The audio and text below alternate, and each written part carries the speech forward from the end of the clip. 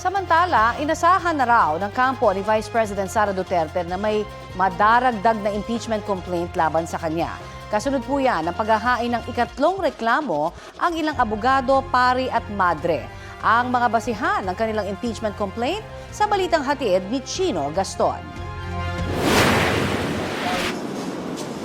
Mga pare, madre at grupo ng mga abogado ang tumayong complainant sa pangatlong impeachment complaint na inihain laban kay Vice President Sara Duterte.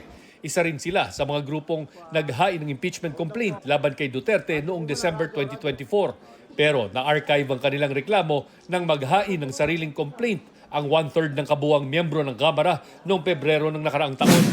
Pareho pa rin ang grounds for impeachment na isinusulong nila laban sa bise. Culpable violations of the Constitution, betrayal of public trust, graft and corruption, and other high crimes. Nakabase ito sa umano'y maling paggamit ng confidential funds ng Office of the Vice President noong 2022 at 2023 at Department of Education noong 2023. Umano'y panunuhol sa mga opisyal ng DepEd, pagkontrata sa isang gunman para umano'y ipapatay ang Pangulo, First Lady at dating House Speaker, hindi pagdeklara ng lahat ng kanyang mga ari-arian sa kanyang salin at pagsusulong ng political destabilization at sedisyon.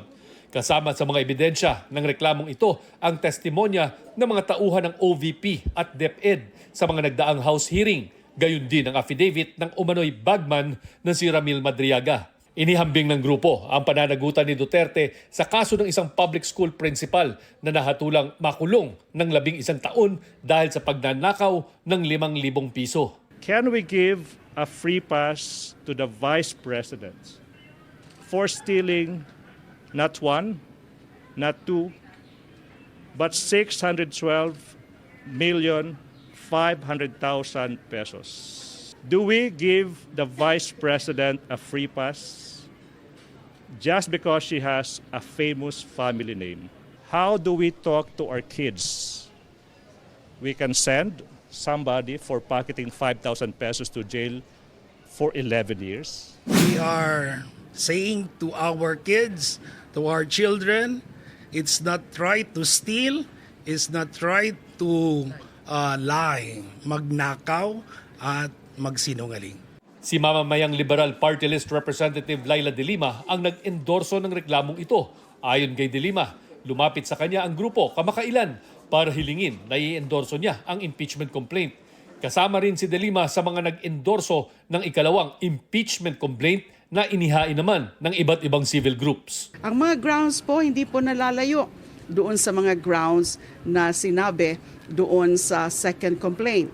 Hindi rin po ito lumalayo o nalalayo doon sa pinakamismong grounds ginamit ng more than 1/3 of the House of Representatives last year in endorsing and adopting articles of impeachment and transmitting the same to the Senate. Mas na-improve pa nga po. It's an improved version actually, if I must say. Inaasahan naman na raw ng kampo ni Vice President Duterte ang paghahain ng panibagong reklamo na ito. Wala na rin daw silang maidadagdag sa komentong inilabas nila noong nakaraang linggo. Patuloy ang kanilang pagmomonitor sa development ng mga reklamo at sasagot sa pamamagitan ng angkop na proseso. Ang naunang 2 impeachment complaint laban kay Duterte na itransmit na sa tanggapan ni House Speaker Bogie D. Chino Gaston nagbabalita para sa GMA Integrated News.